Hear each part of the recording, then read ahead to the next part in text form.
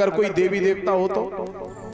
भरत जी महाराज कहते हैं कि मेरे ध्यान से कभी वो जाता ही नहीं है, मेरे मन में तो सदा उसकी स्मृति रहती है, तुम अपना काम करो। यहां पर एक सीन और याद दिला देता हूं, क्योंकि राम कथा बहुत छोटी है, इसलिए टुकड़ों में थोड़ी थोड़ी कहेंगे तो तुमको समझ में भी आएगी। अही रावण जब राजा रामचंद्र को बलि के लिए ले जाता है पाताल में, तो राम और लखन दोनों के लिए माता के सामने यूप पर बैठा देते हैं।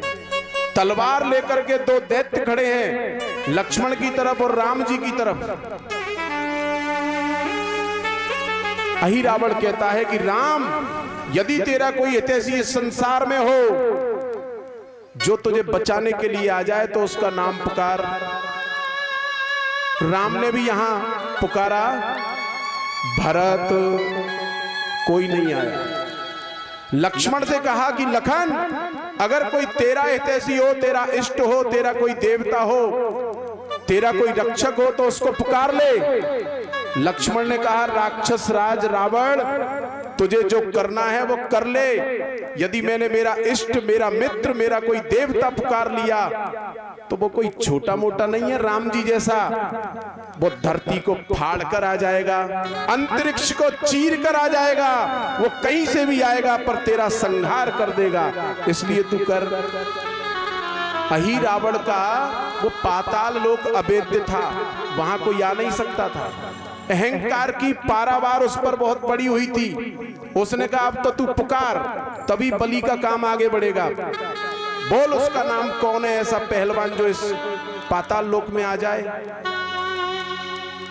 तो पता है तुमको कौन का नाम पुकारा लक्ष्मण ने, बता सकते हो? लक्ष्मण ने पुकारा हनुमान, और जैसे ही हनुमान नाम पुकारा, हनुमान जी तड़तड़ तड़ करके मूर्ति को चीर करके प्रकट हो गए। बोल हनुमान हरि की। और राक्षस अही रावण की सारी सेना का अकेले ने संहार कर दिया और रामचंद्र जी को लेकर लंकापुरी में आ गए। कहां रुके हुए थे रामचंद्र जी? इहां सैल सुबैल रघुबीरा। सैल सुबैल नाम का पर्वत है, उस पर बैठे हैं, वहां बैठा दिया। अब इधर भरत जी महाराज बैठे हैं। डाकू कह रहे, भरत पुकार। भरत ने तो बोल दिया, जिसको मैं पुकारता हूं, जिसको याद करता हूं, वो सदा मेरे मस्तिष्क में रहता है। भाई तुझे जो करना है वो कर। लेकिन इधर जिस जगदम्बा के सामने उसके लाल की बलि चढ़ने वाली हो, अपने पुत्र को बचाने के लिए दूसरे का पुत्र मारने के लिए जो तत्पर हो, कैसे सहन करने वाली है वो जगन माता। उसकी मूर्ति के रंग में बदलाव आने लगा। चेहरा जो गोरा था, सुंदर चेहरा, उसमें लालिमा छा गई। नेत्रों में सच के रक्त के डोरे उतर गए, और जो अग्नि थी यज्ञ की, वो नीली पीली से नीली लौ हो गई। पुजारी कहता है, देख, तेरे इस बलि को देख करके माता का रंग रूप देख ले, कितना बदल गया। बड़ी प्रसन्न है जगदम्बा। देख, इस यज्ञ की वेदी की जो अग्नि है, उसका रंग भी पीला से नीला हो गया है। धन्यवाद कर माता का कि तेरी बलि से इतनी प्रसन्न है। अब मैं मंत्र बोलूं, उस मंत्र के साथ ही इसके सिर को काट देना, इस यज्ञ में गिर जाना चाहिए, तभी ये बलि स्वीकार होगी। 40 चोर खड़े हुए हैं, डाकुओं का सरदार तलवार लेकर के खड़ा है। मंत्र बोलने लगा पुजारी। मंत्र बोल करके और तलवार झटका मारने में कितना समय लगता है। इतने से समय में जैसे ही स्वाहा बोला पुजारी ने, तो तड़तड़ तड़ करके मूर्ति फट गई माता जगदम्बा की। विद्युत्ताम समय प्रभा मृगपति स्कंदस्थिताम भीषणाम कन्या भी करवाल खेट विलसता विराज सेविताम हस्तई चक्र गदा शिखेट विशिकान चापम गुणन तर्जनी विभ्राणाम अनिलात्मिकाम शशिधराम दुर्गाम त्रिनेत्राम भजे। सिंह पर सवार अष्टभुजी जगदम्बा जो है यज्ञ की वेदी पर आकर के खड़ी हो गई। एक ही क्षण में 40 चोरों का संहार कर दिया, डाकुओं के सरदार को मार दिया और जो है उस पुजारी को मार दिया। सबका संहार करने के बाद युद्ध के बाद में जो शांति होती है, ऐसी शांति उस वातावरण में हो गई। और अभी भरत जी को पता नहीं है बाहर क्या चल रहा है। उस ममतामयी भरत जो भरत जी के मस्ते पर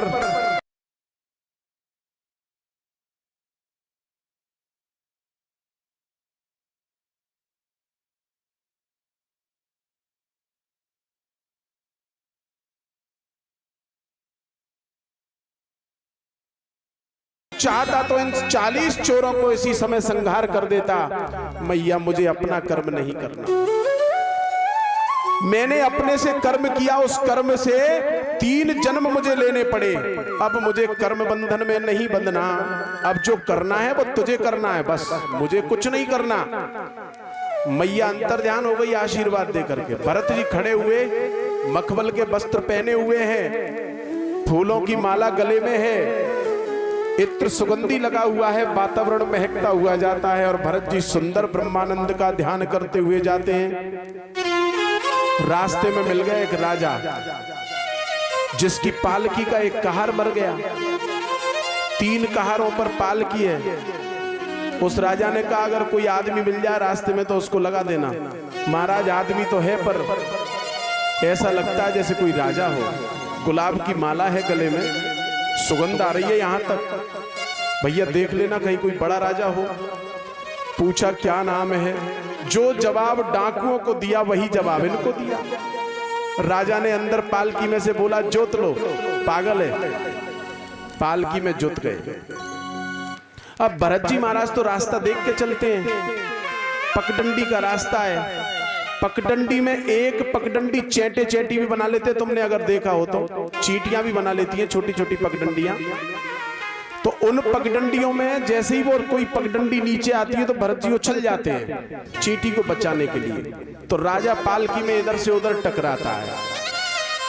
राजा कहते रहे कैसे चल रहे हो तुम, ढंग से चलो थोड़ा। महाराज ये नया जो सेवक है ये गलत चलता है। राजा कहता अच्छा नीचे उतारो, इसको सुधार देता हूं। राजा ने चाबुक लिया और गाली बकते हुए भरत जी की तरफ पहुंचे। गालियां कैसी बकते हैं, ऐसा नहीं कि कोई गलत गाली बकते हो। खा खा करके सांड जैसा शरीर कर रखा है, इतना बड़ा शरीर पाकर के इस धरती पर बोझा रूप घूमता है, तो जिसे छोटी सी पालकी नहीं चलती। ये प्रश्न थे उससे। और एक चाबुक मारा भरत जी को। भरत जी ने राजा का चाबुक पकड़ा और एक झटका मारा, राजा भरत जी के चरणों में गिर गया। तू इस शरीर को देखता है चर्मकार की तरह, जैसे कसाई बकरे के मांस को, हाड़ को, मोटापे को देखता है ना, ऐसे ही तू इस शरीर को देखता है। ये शरीर न तेरा है न मेरा है, ये संसार से मिला हुआ है, संसार का है। बताओ कौन का है ये शरीर? अपना है। तो अपनी क्या क्या चीज है तुम्हारे जीवन में, ये बताओ। तुम्हारे जीवन में ऐसी कौन सी चीज है जो तुम्हारी अपनी हो? है ना, मोटरसाइकिल तुम्हारी अपनी है, उसको तुम सुधार लेते हो, नई कर लेते हो, बोर करवा लेते हो। लेकिन शरीर तुम्हारा अपना नहीं है, इसका बोर नहीं हो सकता। शरीर तुम्हारा अपना नहीं है, इसका बोर नहीं हो सकता। क्यों नहीं हो सकता बोर? शरीर अगर सफेद बाल हो जाएंगे तो होंगे, उसको तुम रोक नहीं सकते। शरीर बूढ़ा होगा तो होगा। पहले तुम छोटे से बच्चे थे, अब वो बच्चा कहीं चला गया, जवान हो गए, फिर बूढ़े हो गए, दांत गिर गए, उसको रोक नहीं पाए। इसलिए शरीर पर तुम्हारा कोई अधिकार ही नहीं है। जब शरीर पे अधिकार नहीं है तो दुनिया पे अधिकार करने का क्या मतलब? इसलिए भाई ये संसार से मिली चीज है, इसको संसार की सेवा में लगा दे। तू अगस्त के प्रवचन सुनने के लिए मनुष्य के शरीर का सहारा लेकर जाता है, तेरे शरीर में इतना सामर्थ्य नहीं है कि तू वहां निरभिमान होकर के वहां पहुंच जाए प्रवचन सुनने के लिए। ऐसा जब ज्ञान उसको दिया, ये मरण धर्मा शरीर है, इसका धर्म मरना है, तिल तिल मरता रहता है। जैसे ही पैदा हुआ मनुष्य, मृत्यु उसके साथ में जन्म लेती है, रोज मृत्यु होती है, रोज। ये समझाया है उन्होंने। इस ज्ञान को सुनकर के राजा रहुगण ने अपना मुकुट उतार करके भरत जी के चरणों में रख दिया और क्या कहते हैं, रहुगणवाच नमो नमः कारण विग्रहाय स्वरूप क्षुतिकृत विग्रहाय नमो अवधूत द्विज बंधुलिंग निगूढ़ नित्यानुभवाय तुभ्यम। अब वो कह रहे हैं कि आप कोई ब्रह्म के रूप में विचरण करने वाले निगूढ़ ब्राह्मण हो। कौन हो भगवान?